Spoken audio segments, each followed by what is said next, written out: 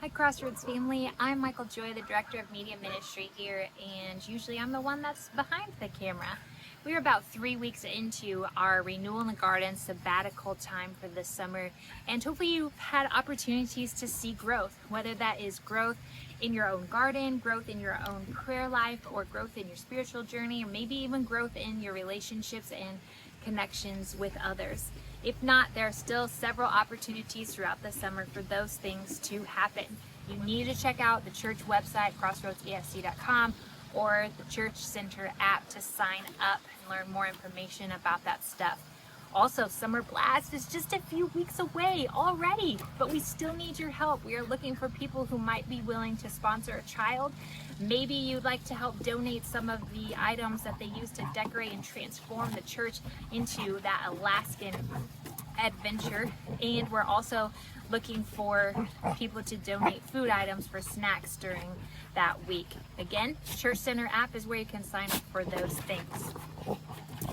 Well, we've been doing the sermon series, Prayers Jesus Prayed, and the first 2 weeks have been very encouraging and challenging to me, and I'd just like to share a little personally what they have challenged and encouraged me with, what I've learned from them.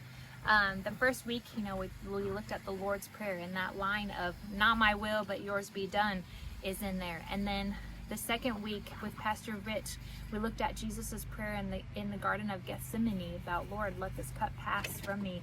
If not, let your will be done." If I'm honest, as a Christ follower, I would much rather be praying, "Lord, let this cup pass from me," and let that be it. Like, I don't want to be in this situation anymore. I don't want to handle this circumstance anymore. But what I've learned from Jesus's prayers is that he had a relationship full of submission to the Father. And I'm not there yet, if I'm honest with you. I struggle with that. That is a lesson that I am learning and working on, that I need to be more humble in how I approach God in prayer. It reminds me of Psalm 37:4 that says, "Take delight in the Lord, and he will give you the desires of your heart." It's not that as I take delight in the Lord that he's going to give me what I want, but as I take delight in the Lord, the desires of my heart change to become what he desires for me, because I'm learning and growing in my knowledge of him. So may we learn to approach prayer with a humble attitude and say, "Lord, let your will be done. Spirit, lead me wherever you would call me." And if we're not there yet, maybe the prayer is as simple as saying, "Lord, help me to want to be submissive to you in my prayer life." This Sunday, Pastor Rich preaches again. He'll be looking at John 11, verses 41 and 42, which is the context of that passage is Jesus raising Lazarus from the dead. So go ahead and read that passage before Sunday and reflect on the relationship between Jesus and his Father and how God hears our prayers. God does care for us, and he wants us to pray and bring our requests to him with that humble heart.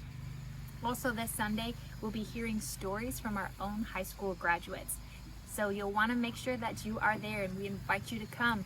Bring a friend, bring a family member. Services are 8:15, 9:45, and 11:15. But if you can't be there in person, you can watch the live stream at 9:45.